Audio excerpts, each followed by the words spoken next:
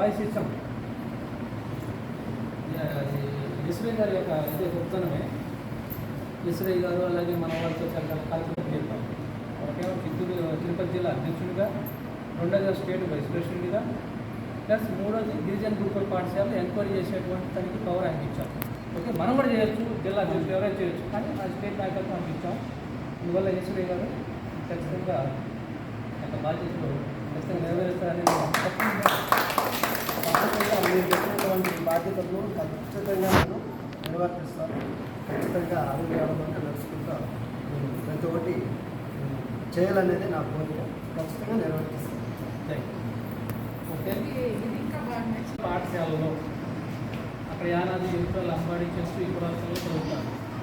ఈ పిల్లలకు ఆహారం యొక్క మెను ఎక్కడ, మెను అంటే వంట చేసి పెడతాం, కానీ వాళ్ళ వసతులు ఎలా ఉన్నాయి అనేది కానీ, వాళ్ళ చదువులు ఎలా ఉన్నాయి అనేది కానీ మనము వెళ్ళి మన సంఘం ఐడెంటిటీ కార్డు ద్వారా వెళ్ళి పరిశీలన చేసే హక్కు మనకు ఉంది.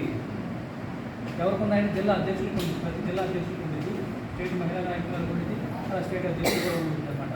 వీళ్ళు జిల్లా స్థాయి లెవెల్ కాబట్టి హాస్టల్ని తనిఖీ చేసి ఫుడ్ ఎలా ఉంది, వాళ్ళ ఎడ్యుకేషన్ ఎలా ఉంది, ఈ ఎంక్వైరీ చేసేటువంటి రైట్ మనకు ఉంది. కాబట్టి ఆ బాధ్యతని స్టేట్ నాయకత్వంగా స్టేట్లో మొత్తం కూడా స్టేట్ జిల్లా ఎక్కడ ఏ హాస్టల్కి వెళ్ళి ఎంక్వైరీ చేసే విధంగా ఆ బాధ్యతల యొక్క పూర్తి బాధ్యతలు మన ఈశ్వరయ్య గారికి అప్పచెప్పాం.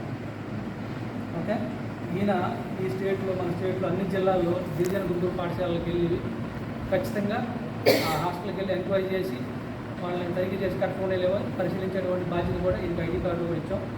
ఐడి కార్డులు కూడా ఇచ్చాము. ఓకే, అందరికీ ధన్యవాదాలు.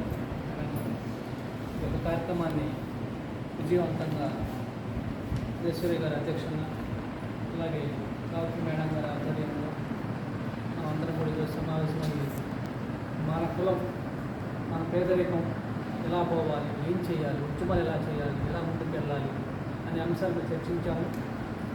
ఈ ఆది మహానాడు ఆల్ ఇండియా లెవెల్లో రిజిస్ట్రేషన్ చేసాం. ఈ చిత్తూరు జిల్లాలో కానీ, అలాగే అన్నమయ్య జిల్లాలో కానీ, అలాగే తిరుపతి జిల్లా, ఈ 3 జిల్లాల్లో ఈశ్వరయ్య గారు ఇన్ఛార్జిగా పనిచేస్తారు. పనిచేసి 3 జిల్లాల కమిటీలు నియమిస్తారు.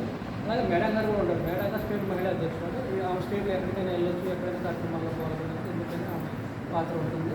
అలాగే భాగ్యమ్మ కావచ్చు మేడం గారు అమ్మాయి భాగ్యమ్మ కూడా చిత్తూరు జిల్లా మహిళా అధ్యక్షులుగా ఉంటారు. అలాగే మేడం గారు జిల్లా కమిటీలో మంది కూడా ఉన్నారు.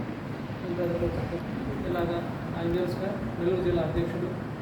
అలాగే ఇప్పుడు ఈశ్వరయ్య గారిని